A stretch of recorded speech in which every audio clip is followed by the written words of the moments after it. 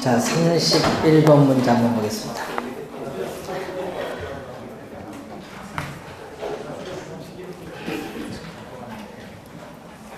자, 부동산 개발업의 관리 및 육성에 관한 법령이라는 요구가 나오는데, 자, 이 지문이 또 작년에 또 우리 부동산 개발이라는 용어가 또 중요하죠.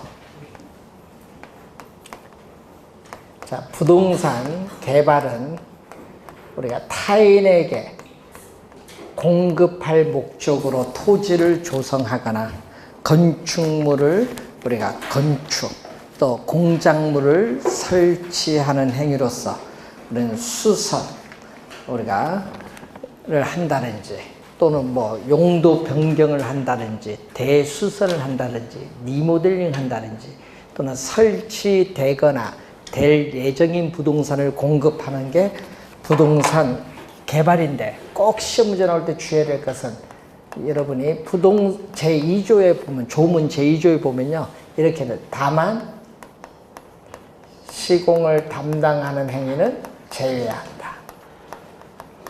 이 지문이 나와 있어요. 부동산 개발에서 뭐는 시공을 담당하는 행위는 제외한다. 1번 정답.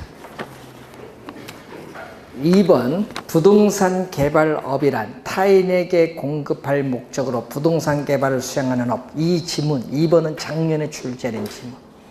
3번 공급의 개념이죠.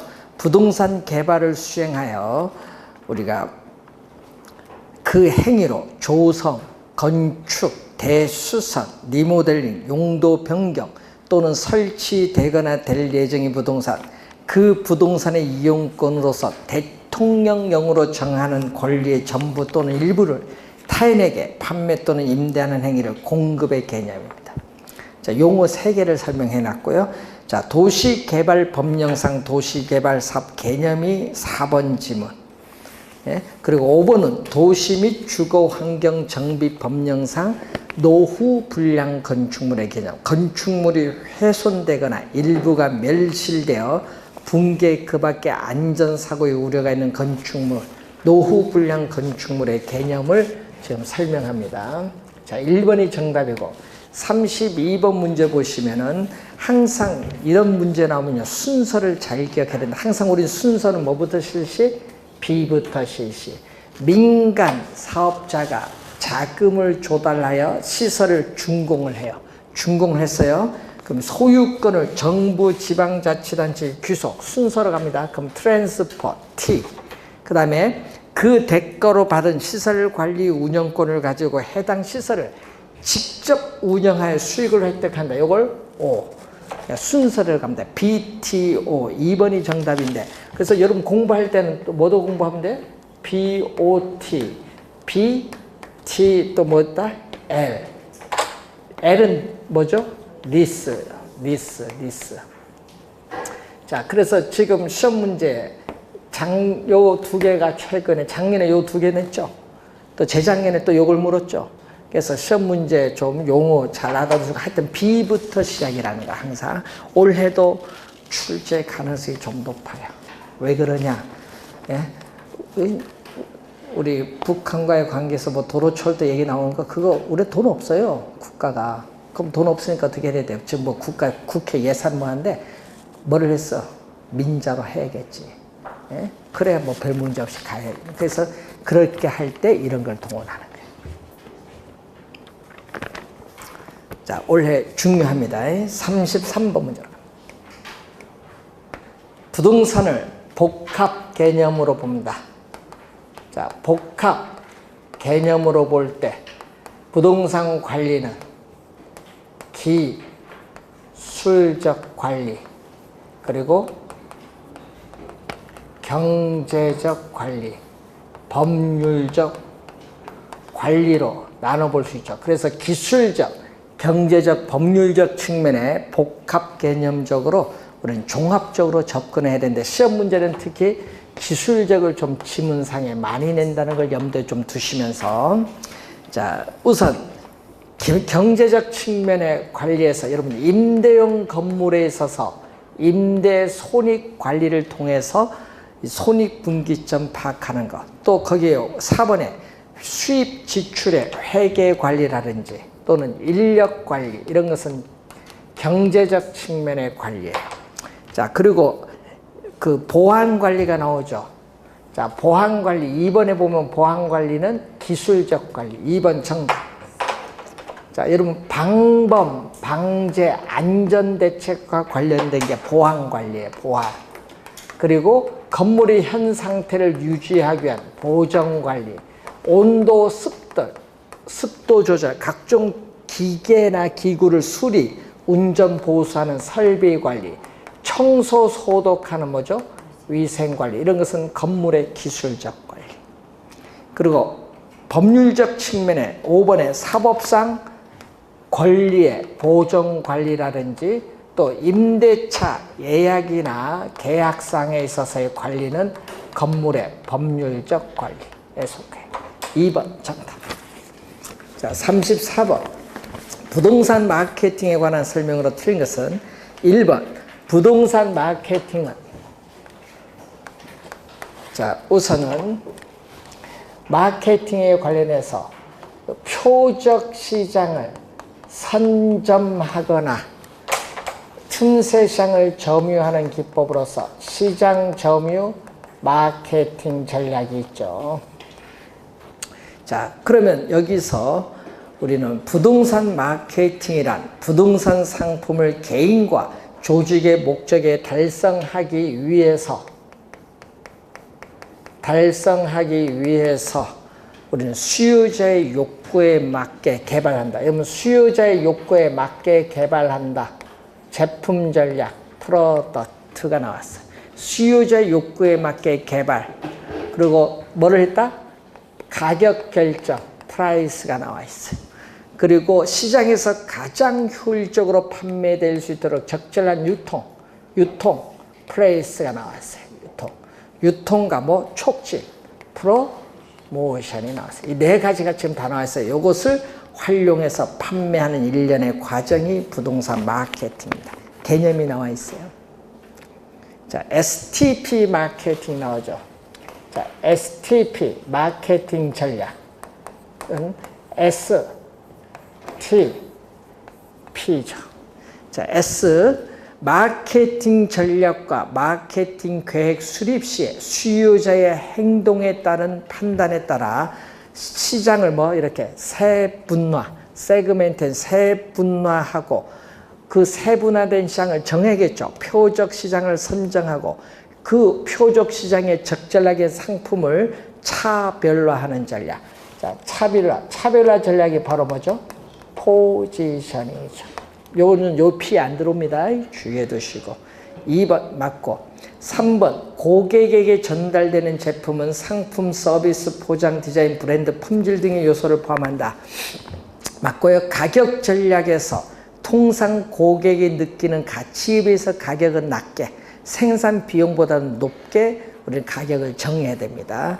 자, 아이다의 원료 같은 공급자가 아닙니다. 소비자 행동 이론 차원으로서 공급자가 아닌 소비자의 행태, 심리적 측면에서의 마케팅, 우리가 효과를 극대화하는 것은 관계가 아니라 뭐죠? 고객 점유. 고객 점유 마케팅 전략인데 이건 심리적 측면을 강조하죠. 심리적 측면을 강조하는 것. 뭐죠? 아이다의 원리. 구매 의사결정 과정에서 어텐션, 주의, 인터리스트, 관심, 디자이어, 욕망, 액션, 행동이죠. 소비자의 구매 의사결정 과정의 각 단계에 서서 심리적 변화의 단계를 나타냅니다. 심리적 측면을 강조합니다. 자, 5번 정답. 35번 문제로 갑니다. 자, 부동산 가격의 특징과 관련되는 가치 원칙을 설명한 것으로 틀린 것은 자, 영속성의 특성이죠. 자, 1번 영속성의 특성으로 인해서 부동산 가격은 과거, 현재 및 장래에 걸친 장기적인 배려하에 형성되죠. 장기적인 배려하에 형성되면서 우리는 장기적 배려의 형성이 되니까 장래 동향 추이 등을 예측을 해서 반영을 해야 돼요. 예측의 원칙과 관련이 있고, 또 부동산 가격은 항상 변화를 하죠. 자, 부동산 가격은 항상 변화를 하기 때문에 또 변동의 원칙과 관련이 있습니다. 자, 두 번째는 부동산 시장에서 부동산을 사고자 하는 수요와 공급이 만나면 뭐가 결정? 가격이 결정되고, 이 가격이 다시 수요와 공급에 영향을 주는 것을 우리는 전문용어로 가격의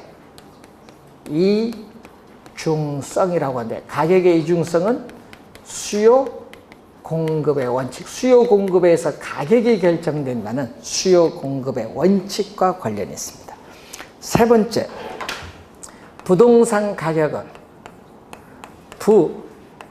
부동성, 이 권리의 분할 가능성에 의해서 부동산 가격은 소유권, 기타, 권리나 이익의 가격으로 구성되어 있죠.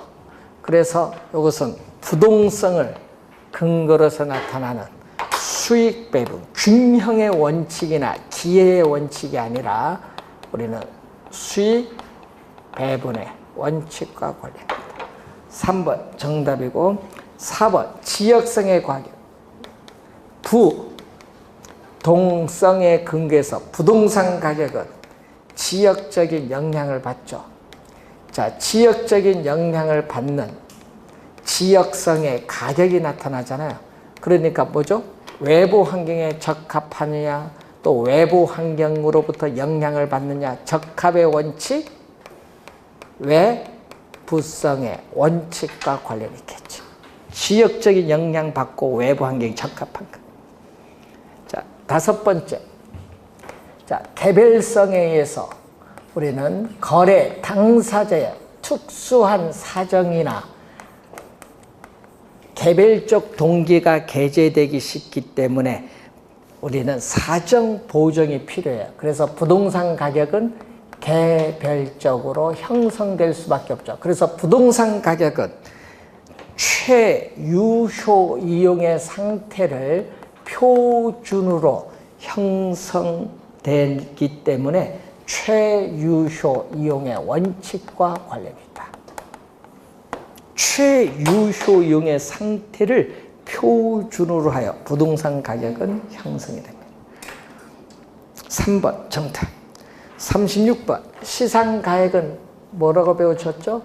감정평가의 3방식을 적용함으로써 구한 계기가액, 적상가액, 비중가액, 수익가액, 이 각각이 시상가액이에요.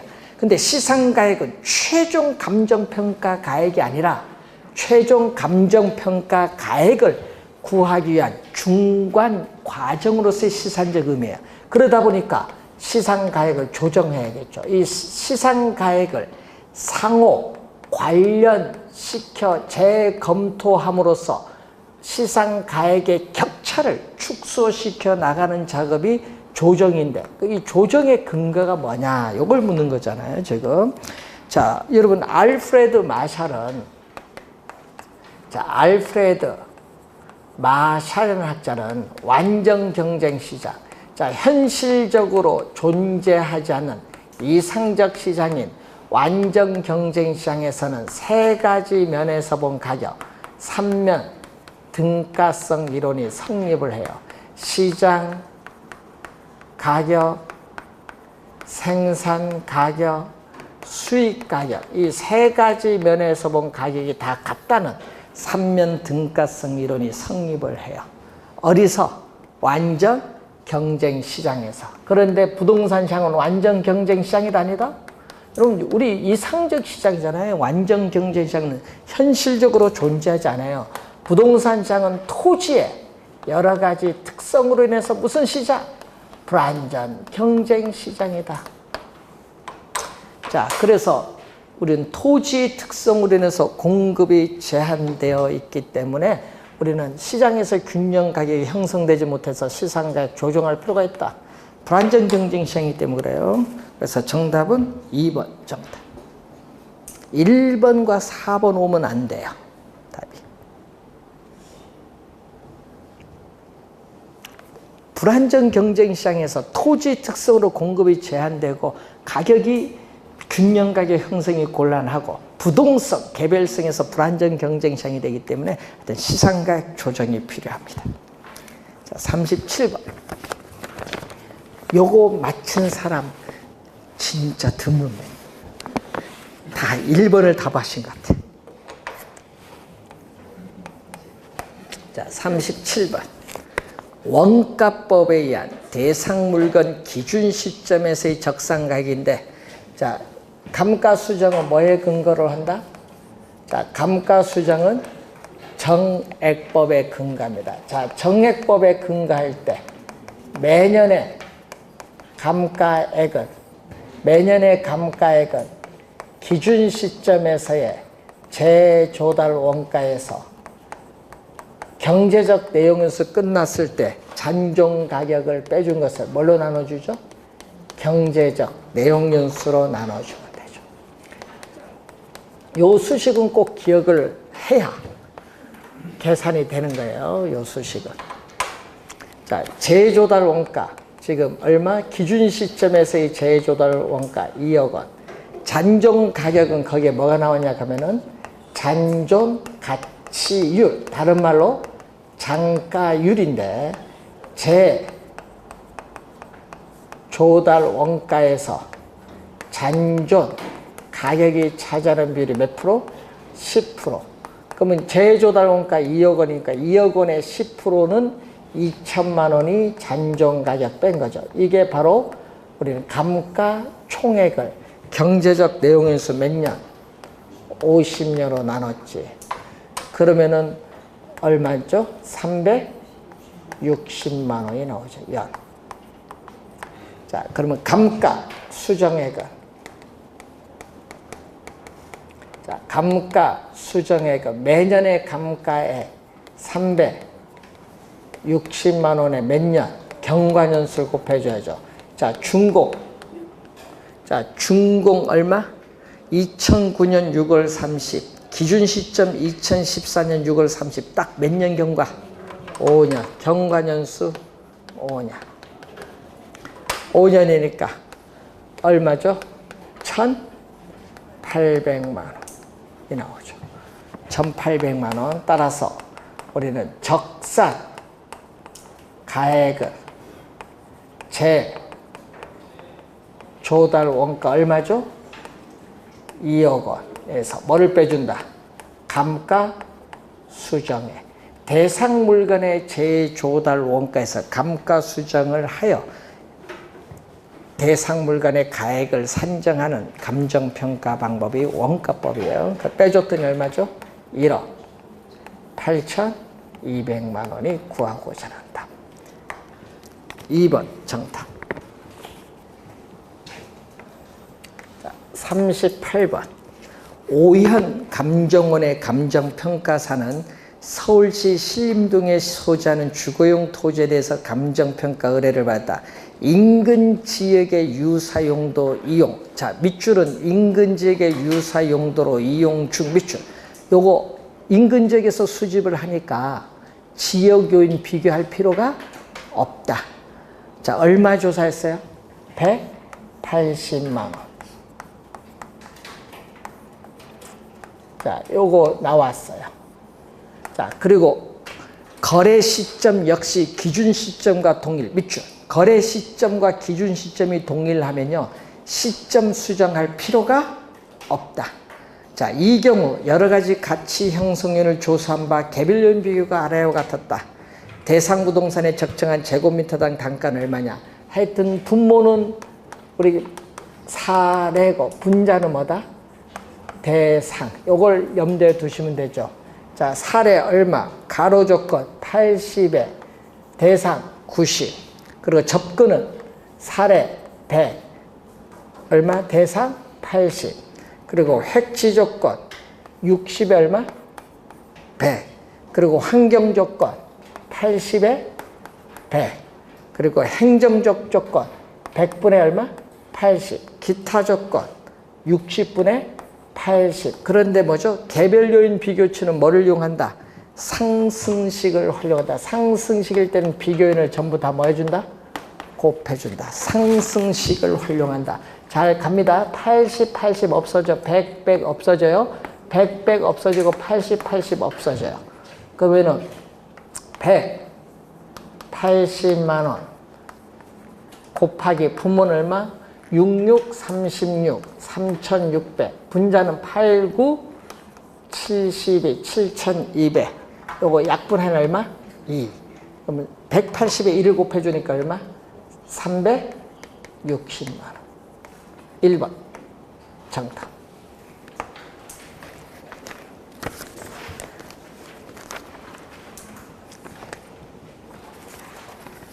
자, 39번.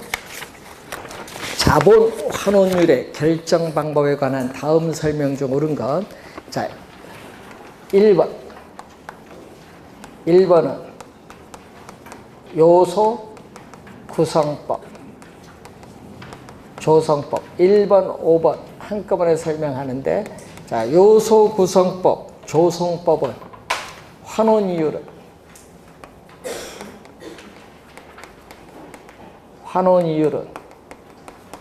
순수 이율에 뭐를?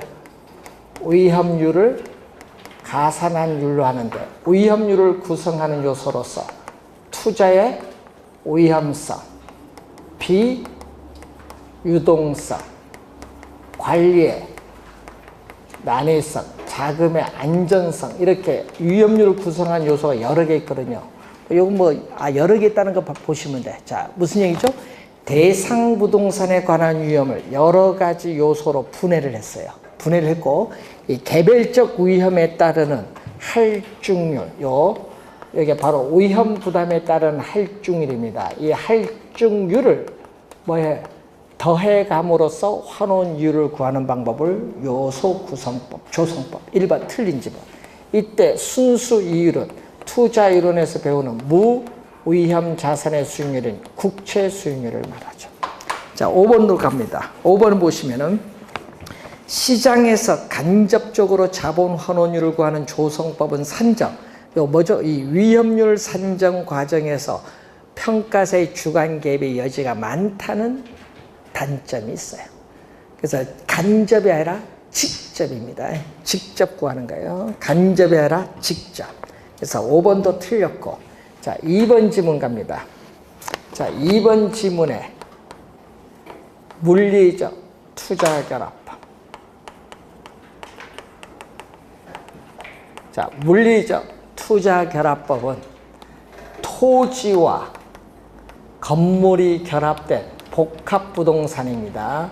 자, 토지와 건물이 결합된 복합 부동산의 순수익, 즉 소득을 창출하는 부동산의 능력이 토지와 건물이 서로 다르며 토지 소득, 건물 소득 분리될 수 있다는 가정에 근거하여 구하는 방법. 뭐 두 개가 틀렸어.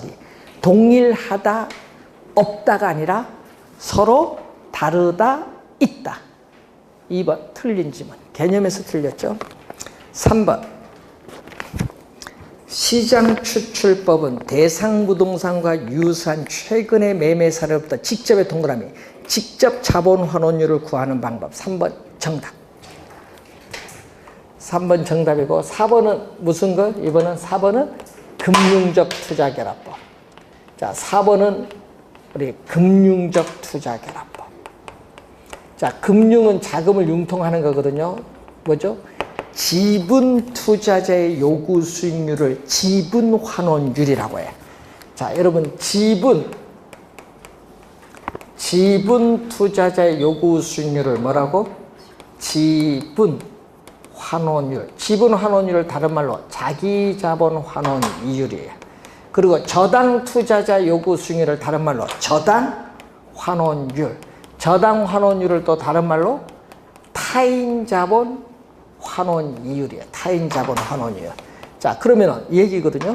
지분 투자자의 요구 수익률과 저당 투자자의 요구 수익률, 요거 두 개가 서로 다르다. 동일하다가 아니라 서로 다르다는 데 착안을 해서 투자 자본을 금융적 측면에서 구분하는 방법을 우리는 금융적 투자. 요 두 개가 서로 다르다. 여기 뭐를 곱해주면 돼? 가중치, 부동산 가격에서 자기 자본이 차지하는 비율. 여러분 부동산 가격에서 타인 자본, 대출금이 차지하는 비율. 이게 LTV죠.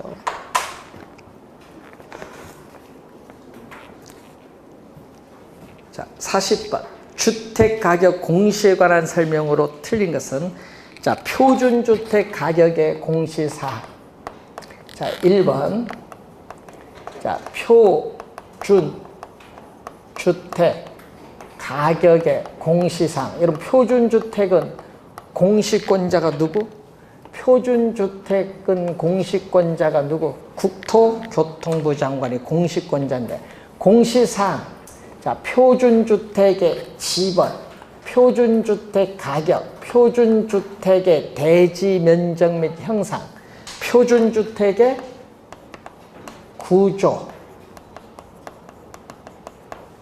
연면적, 용도 및 사용 승인일, 임시 사용 승인일도 포함해요.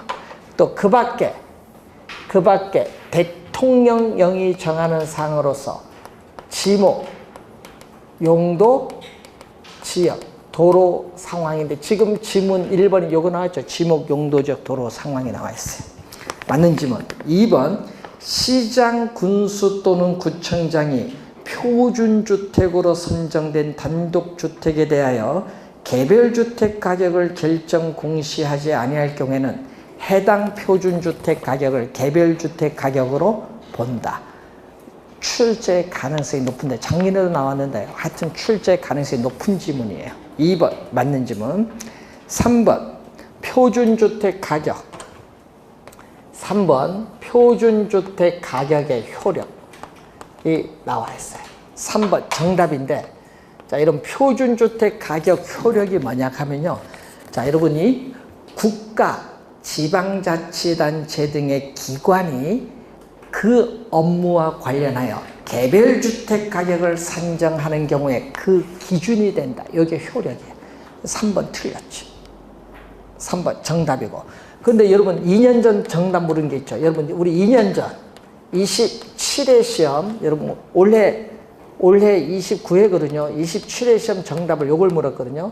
개별주택 및 공동주택 가격 효력을 물었어요. 요게 27회 시험의 정답이 한 3번, 19회 넣은 거 3번 출제했어요. 효력. 자, 주택시장의 가격 정보를 제공하고 국가, 지방자치단체 등의 기관이 과세 등의 업무와 관련하여 주택 가격을 산정하는 경우에 그 기준으로 활용될 수 있다. 이 지문을 우리는 27회, 2년 전에 정답으로 출제했어요. 비교 반드시 해놔야 돼요. 3번 정답. 4번 국토교통부 장관은 공동주택 가격을 공시하기 위하여 공동주택 가격을 산정, 구한 때에는 자, 밑줄은 공동주택 소유자 그 밖의 이해관계 밑줄. 여러분 요 국토교통부 장관 아니에요. 여러분 2년 전 부동산 정책에서는 국토교통부 장관으로 출제했어요. 국토교통부 장관이 아니라 어떻게 그래요? 우리는 공동주택 소유자 그 밖의 이해관계인. 자, 5번. 5번도 시험에 많이 나오는데 항상 요 앞에를 잘 보셔야 돼. 여러분 앞에가 시장, 군수 또는 구청장이냐 국토교통부 장관이냐 이걸 잘 보시고 자, 공시 기준일은 1월 1일입니다. 공시 기준일 이후에 토지 분할 합병이나 건물의 신축 등이 발생한 경우 자, 거기에 밑줄 대통령령이 정하는 날 밑줄. 자, 여러분 시험 문제 당해 연도의 공시 기준일이 아닙니다. 자, 당해 연도의 공시 기준일이 아니라 대통령령이 정하는 날을 기준으로 하여 뭐를 우리는 개별 주택 가격을 결정 공시하여야 한다. 이때 개별 주택 가격이 나오면은 어떻게 돼요? 시장, 군수, 구청장이고, 만약에 여기 개별 주택이 아니라 뭐가 나오면? 공동이 나오면 누구? 국토교통부 장관. 근데 만약에 공동주택이 나오면은 국토교통부 장관이고, 만약에 개별 주택 가격이 나오면은 누가 나와야 돼? 시장, 군수, 구청장. 그러니까 이걸 시험에 우리 낼 때 여러분 잘 틀린다는 얘기예요. 요거 앞에 공시권자를 잘 봐야 돼. 공동주택 가격의 공시권자는 국토교통부 장관, 개별주택 가격의 공시권자는 시장, 군수 또는 구청장. 확인. 자, 이렇게 해서 40문제를 다 푸셨는데, 자, 여러분 제일 많이 틀린 문제가 36번 문제네요. 계산도 아닌데.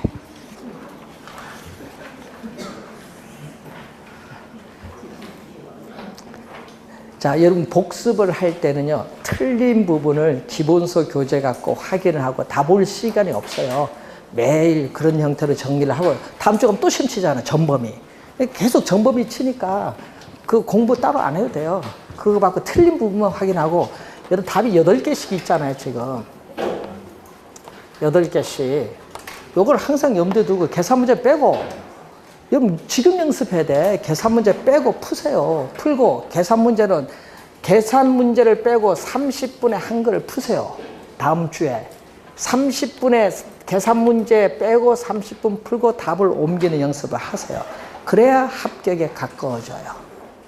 예? 그 넘어갑니다. 여러분 본시험 가면 여러분 민법 10원 시간 오래 걸려요. 푸는데.